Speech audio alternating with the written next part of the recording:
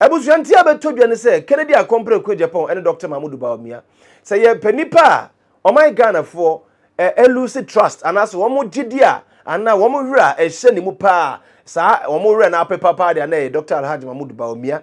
Isanso wo mo trust de si afimpinu ne edunu nan no na Ghana for hwe de ekono even NPP for ankasa kuda hwe de ekono wo mo tu abama na afimpinu ne edunu nan na no kamia se eduonu num ya yewura mu di ko na eduonu nsia no wamu jidi omo yera Bawumia mu no ayera papa nya de ketwa ena potoka se muro ni be friend say trust no wamu trust ni hobiem na de trust no akwakodi ni nten Kennedy akompre ko Agyapong na busuan aha Storm TV Ghana jebre na yentie mu nchirem kakra mbra yaba yabeto so. Loss of trust in the presidential candidate. Loss of trust in the presidential candidate. Or say another significant factor identified was the loss of trust in the 2024 presidential candidate, Dr. Mahamudu Bawumia. Approximately 47% of the respondents stated that their decision either to vote against the party or abstain entirely from the 2024 election stemmed from doubt about Dr. Mahmoud Bawumia's credibility and the sincerity of his campaign promises. Smart Ghana update. Can't watch them. Yes, adia ba ko a wo mo esanso ehunu ye. Wo bra wo mo ene ekọ echireko bi so manfo say adenti na MPP party no edi ntwe ete sa. Yeah.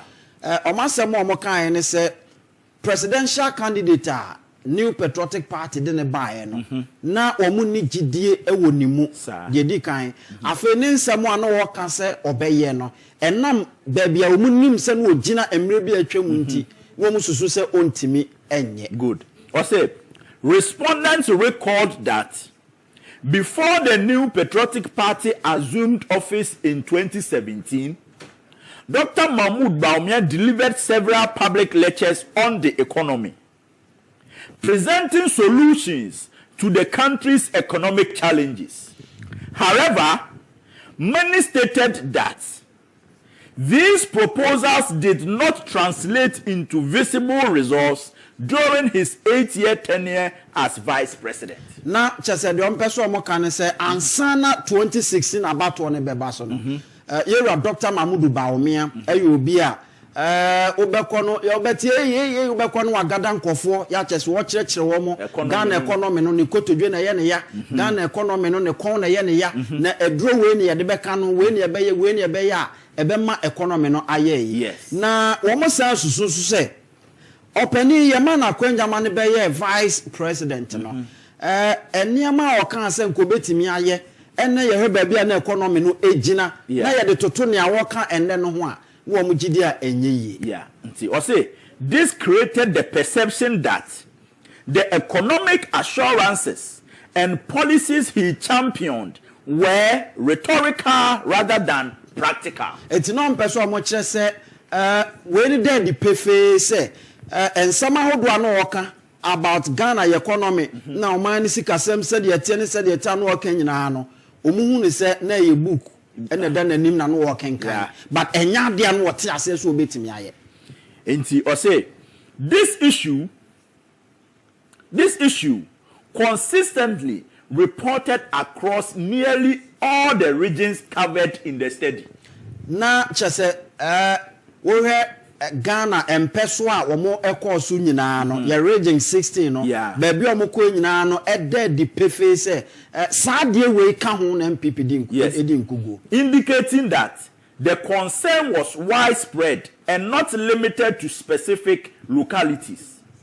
Enti na chese we ni de di pefe se sa ensem nkomo ya ye die se Dr. Bawumia be ye vice president wantimi anya economy no ho adwuma se de a okaye no eyade a ekofom pa tretre se kerosene no nti eduru ba bi obi a be fa bia na mawu enti o se me enko minyan we o se the perception, Mr. Inku.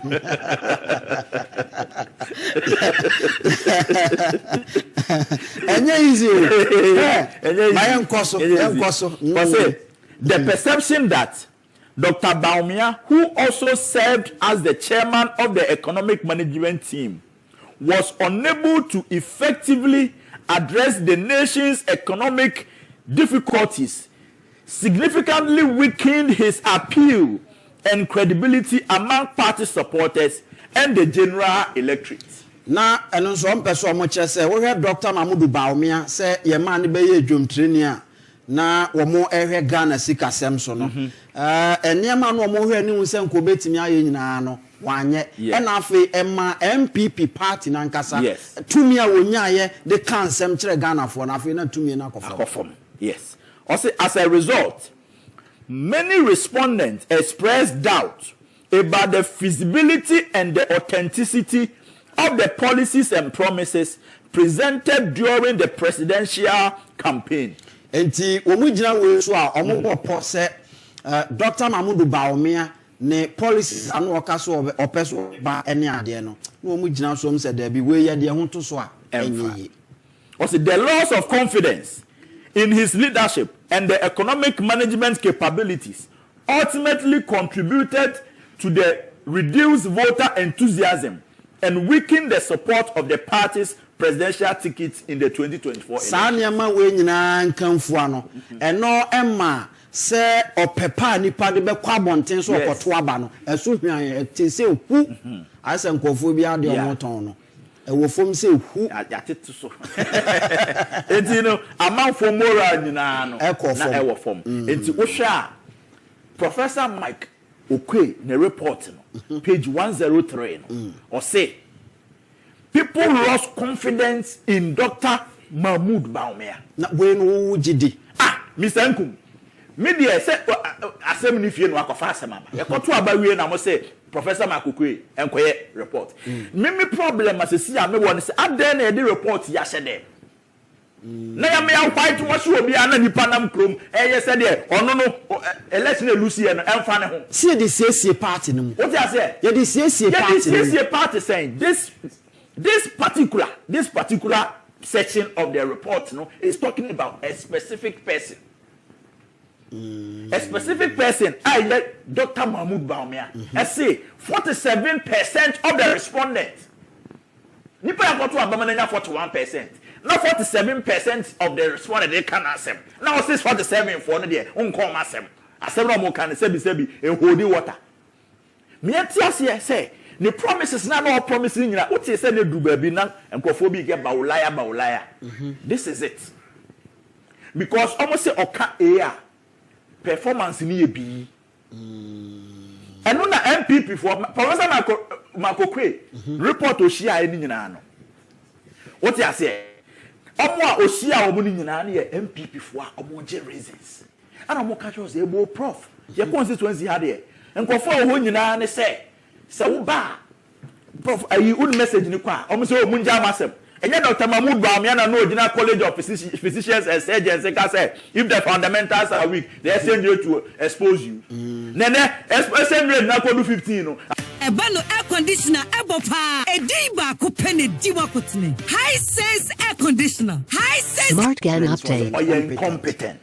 Brofo kese what you say incompetent John Mahama. Sa brofo no nya Dr. Bawumia na yira na nka Smart Gan update. Mr. Nku. Adeɛ pa John Dramani Mahama brofo a no ohia na de buafu a kyese ne kokko ya pa ye incompetent. Yeah.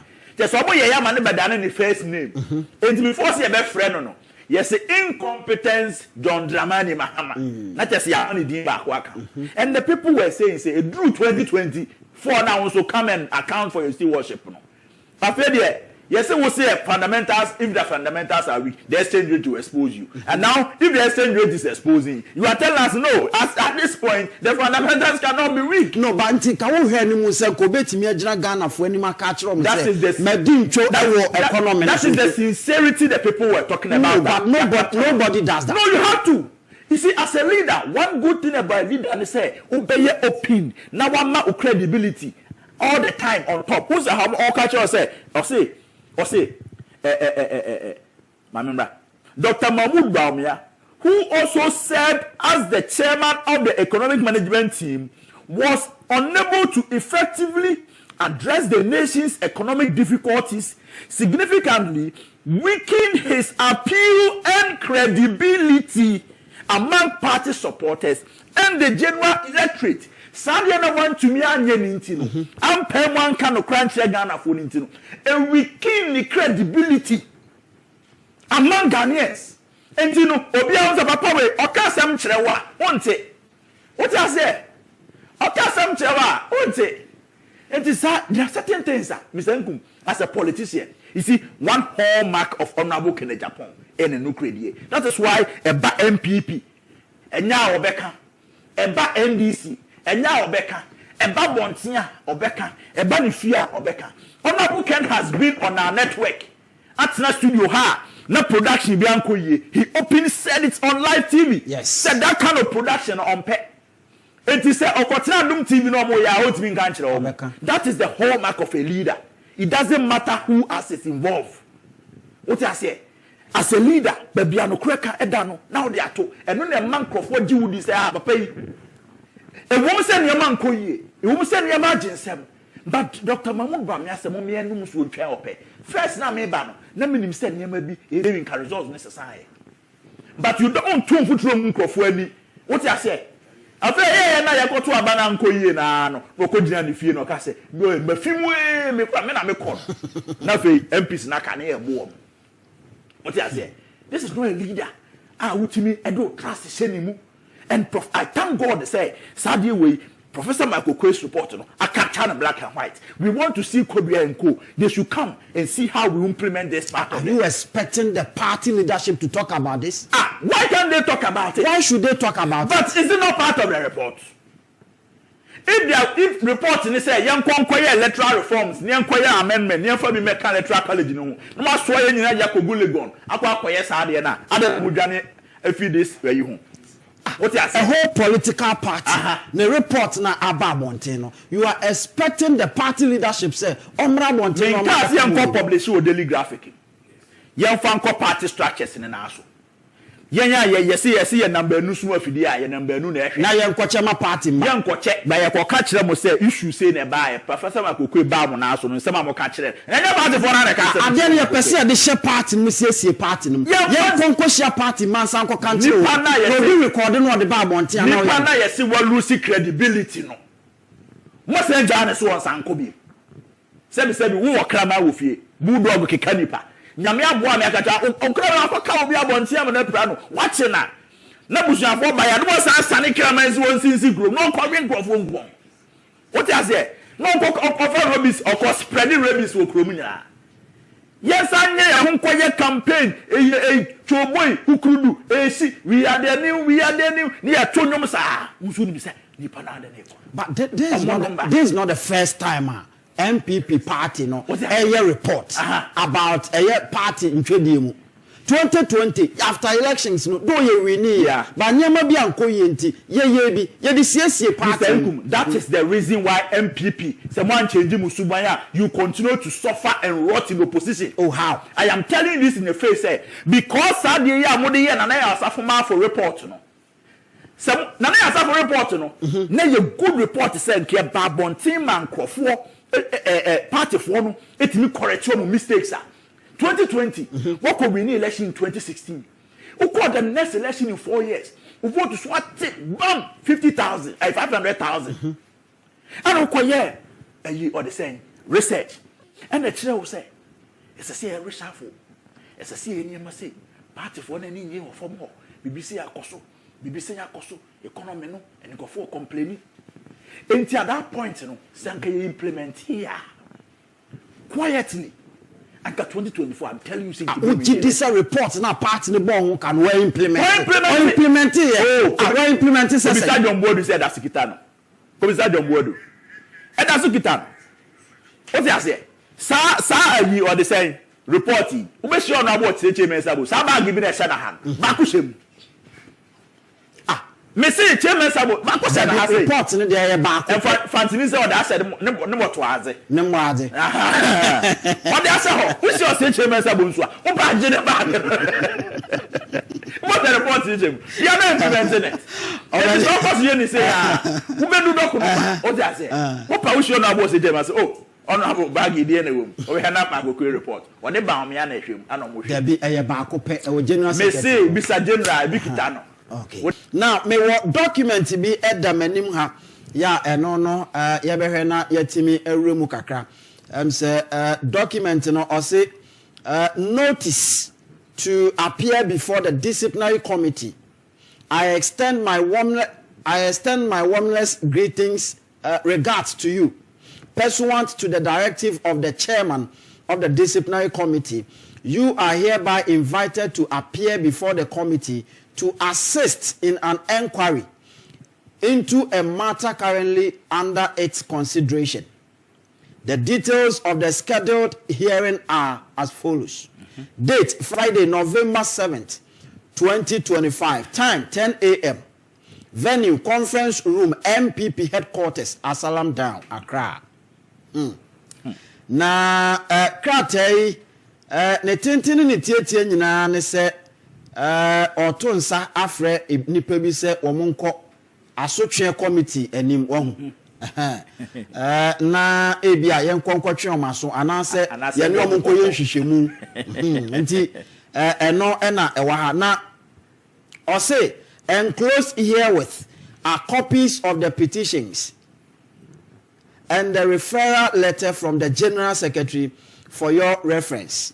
You are requested to submit your written response no later than Wednesday, November 5th, 2025, via email to ... or through WhatsApp ... Furthermore, you are entitled to legal representation during the proceedings. Should you so require, kindly acknowledge receipt of this response. Eti eno ene krata ababe pim ewa ha. Na okan krata na eko efomu a ena obehu edin a ewo wom womo a krata ye twro koma womo na okan krata na ohu ne se openi edin krata we very security krata panti na okom a ohu edin a ewo mu a ohu eye chairman entwi bosiako wono ewa ha Bernard entwi bosiako wono ne din ewa ha afei ye wo kwasi kwaten esquire wono nso so edin ewa ha kwame bafo abronye enso so din ewa ha na afei eye his excellency lawyer Kwaku Asuma Cheme enso so edin ewa ha ya chese womo nsema hodo a ye ka se because of onu nti ne ye to nsade afri wo mo no eno ene wa hai na ohwe grounds for this petition na petitioners nkofo bi na wom susu se sampenifo ahodo akokeka nsem bi a egu party ho fi ene ade nti ye to nsade afri wo mo se womo embra de di kan no yesi yewura Asuma Cheme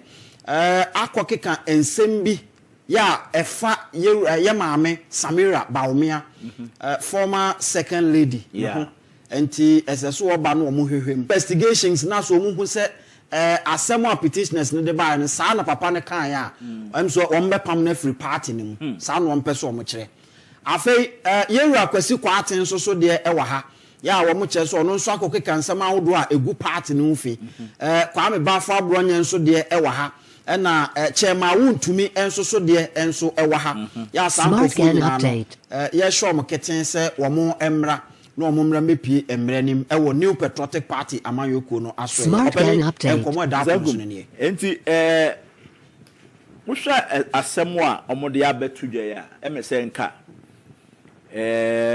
obi be ka se nka nye ne boni mu because MPP party na ye de mra ene se obedu huni ene de political party na me pese meka on lawyer Asuma Cheme ne petition nkofobia petition say yen kotwe na so na omo reliefs a omo seek for no say yen nyini mfi party no mu na yenye no den na matie commenter based on that commenter omo de lensi lawyer so much remena I think say lawyer so much remena or your penny somebody who has rose to the position of an ambassador and yes small obi a waye regional minister what I say ana waye Mr. Lance minister crowd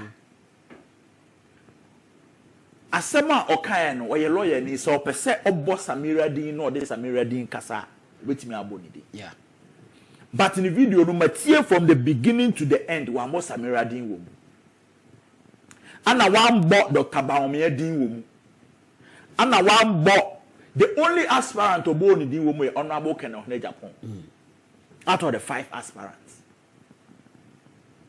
I know we are no bisa question say Mali for to about Ghana. Niger for to about Ghana. It's a kwako to about Ghana for na court. Of which constitution and clear say Ghana for na to about. Very very clear. Enti esi den na afa obi akotro na black and white say. Lawyer so much me say. Samira nye Ghana ni enti say so ka sadia no the division eba party num na ode empapemu na eba party num enti based on what ana omo petition here based on that video any interview no here no he never mentioned Samira's name and lawyer of his caliber no I know say Friday he will go with full representation and he has his own mind. As I make I am not the spokesperson for a lawyer so much. But as a Ghanaian and a proud member of the New Patriotic Party, and say say ba me pese me can be. Na me think of one so adwen si so say. Sa yibako na me nyibako no. Attitude no yemfa political party equalization no yemfa political party se wususu se obi aye bone na pese o twe naso a twe naso ma memfa obi bata ne ho because how yet ha ana kodua e ka che se wa petition against abronye yeah so wake kan sem bia fa ne ho wake kan bia for no aboken ho and wasan ka say there is a report see enyu no aboken edi could be a petition what be mente hwe yet na chema wuntumi be kan say MPP for said that mpanifo ni bi plan e say beto aba 31st January na ya maintain polling station for 2023 now register because of Dr. Mahmoud Bawumia enti enne no omo pese omo twe omaso ana so pese omo from committee nanim whether they are going to do the real job or it's going to be cosmetic and it is up to the committee but eba sa dia and I'm sa bronya anyway free one camp until the picky tunes with another camp. Then you say, yeah, fair. Ah, me engine this is sanity. Sanity, yeah. Because in fact, who share petition for Nabas match and the question hona. I don't see how those ones a year anything as the disciplinary committee anymore. I mean how? Somebody here no can say aspirants no more contesting no. Ghana for na ekoto aba Mali for to be enti so yire Ghana ni a omwa na eye adwuma what is wrong with that na identity squad na say we can say na identity say that's America because me win am yire na be first lady you think the first lady doesn't matter first lady matters in this election in presidential election first lady matters yet krom ha na ye nim obi krom ha no ni yire no kwa no nam o ti ese be na running mate no tu ni ka ko ware ye ti ko ma ye hu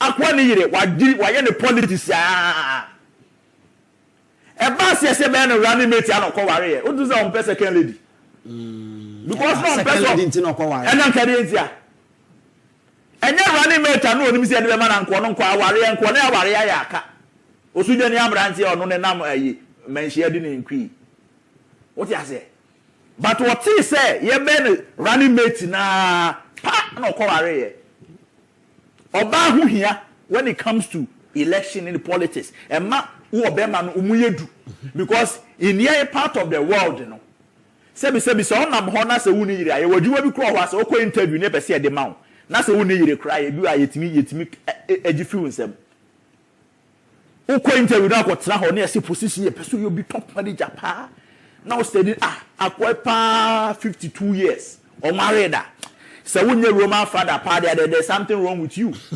You have to be responsible. Yes. If you are not carrying our family say be a Roman father married because they want to dedicate their whole life, their body and soul for God. But obia only yire na nya say bia ni yire na bia wa film anase bibi na say on marry ya there's something wrong. Your society they who say no bema no do baby na nware ya kwa the pressure at all. It is about as presidential candidate is very important. As a running mate is very important, even as a member of parliament. But a honor na nkofo overlooki. But when it comes to president, vice president, even speaker of parliament, chief justice. Na unire. People don't even see you as responsible. And to say obia yire there very important. But say position. Imagine say what of war or not to answer them no sorry I no preach you. Na so for ni yire. Wan hwe ya won say small girl bi kura kosan so ma so for say or na hwehwe ho. What you say? It is your so for kura na say woni yire. Wo kura no ministry na nimu. Yeah. And it very important. And say obi ekasem na say opese oye specific. No go be me so say royal so much na me pese obo Samira din. And I said Dr. Mahmoud Bawumia din e de kana asem na anko boy. Na say nipa na ka asem na say wa din. De be nkra na chese wo tietia party mra so. Enti na make us a petition because so say Ghana for na ekoto aba. Ozu ni mo so ye Ghana ni a. Enti what to be de na say problem. Me problem with the committee. I have a problem with the petitioners. But say them di kan no. Lawyer so much me or lawyer of highest repute. What you say? Enti okwa committee n'animu a onim de okaye and onim de oyeye. There's no way sa petition no as against asem no okaye no ebe to me I indict papa no. What you say? Na petitioners say na meka no committee ni pese omoye equalization. Enti therefore abronya nsensem no dem atuma wontumi nom e behavior no yemfa nkofo bi nka omo ho na yemfa omu nyina. Said lawyers much me na adwene say asem na oka no oka de atia Dr. Bawumia na yire a me sure say nko betimi aka say be krom hayati opeso obo obi din ka asem a wontumi mo din ka why not ana me tia me fi asante bonwire obi betimi aka che me say me fi bonwire so share me mpo na asem be say Albert we yan krani a na ka cho say da bi me yan krani o e bia ma betra nkra a che nte wa hwen say me yan krani me fi bonwire. And also who na kase me say na be me yankrani. But be you there you shouldn't even be shy of it. What you say? Say unye Ghana ni a. You shouldn't be shy and say still jam ye Ghana ni. Ana ye Ghana ni so ye Ghana ni. Enti asem no nipa na okoya petition no ana wakwa akofa nsem de ahyehye mu. Lawyer so much me wa bo Dr. Mahmoud Bawumia din wo. Wa bo kwabena je Agyapong din wo. Wa bo lawyer Dr. Aduchum din wo. Ana one board Dr. Agyapong din wo. Enti eba ne say no koka say na asem say na buka Agyapong yire na no ye Ghana ni nti no enkofo nto abama no obi akofa Samira ene Dr. Bawumia din abehye. Unim Dr. Agyapong nim ne yire. Ese sankofo na adwen ben wo mu. Dr. Agyapong nim ne yire. Menim ne yire. Dr. Aduchum nim ne yire. Mpacho de. Kwabena je Agyapong nim ne yire. Mpacho de bi. Or the saying. Enti omomi ensa na o maka no. Ese see enso ko petition ka say na lawyer so much me refer to o mana. Yeah, tell you obi anim ne yire me class me nim ba bi ofi. Apart from anti-Christian ni so ofi asante mampon. Omo maka no obi ani ho aminim ba bia ne yire fi. Enti se bo ordinary that be a mistake. Me Ghana ni ba wa dwen se me Ghana dia. We Ghana ni a kire ba bia wo se na ko bia na sankofo no kra no e de be no mpeso omo achieve. That is the point. Because obi kan asem ombo obi edi. Ono akwachi amasem susu se nipa we asem. Enti se wo kona la ya asem achieve me se asem no mo kan na me ne Samira na me ne Bawumia. Enti you petition no what are you telling me? Oh, and never go across a committee before some twins after nipa. I waste you be our time. It's the Indomitable Hero Pack promo. The goal is to win a trip to Disneyland Paris. We all have 8 comic books. Say, Adia, so I'm going to establish a prima facie case. You don't waste everybody's time. What should I say? I deal with cry. That's it. So petition me on inviting for the and on the bro. Say petition me be bomb and so be inviting for and them is uncle one be bre. And you market well. And my who say a pick and choose. Because me not ha. And a guy of Fusunani. Ajare the petition kwa ya onzi afro bi. Debi. It's your show when you General Secretary acknowledgement now I hear no. I say we receive, but he didn't do anything about it. So Friday, especially baby, you Gina Sabre party ni Gina Sabre no. Ye wo petitions be or amount for the best some of the and American you see somebody like Abron Yanichema won't to me. You can't sleep on their petition because it is serious. What you say?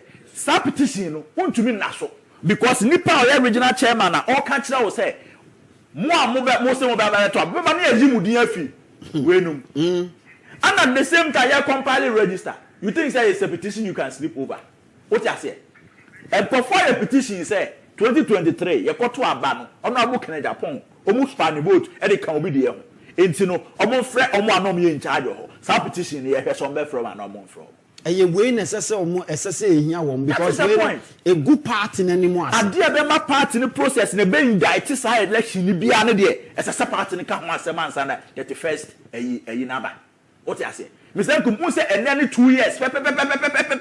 And you're 2 abandoned on more book and 0. Yeah. And then 4th November 2023 it was Abba. What you say? And then any 2 years. It's a deep efficient. I am my 0. I will program is so I am my 0 no say. Going forward. Moon to me Emma obi 0. And no there you can't want them.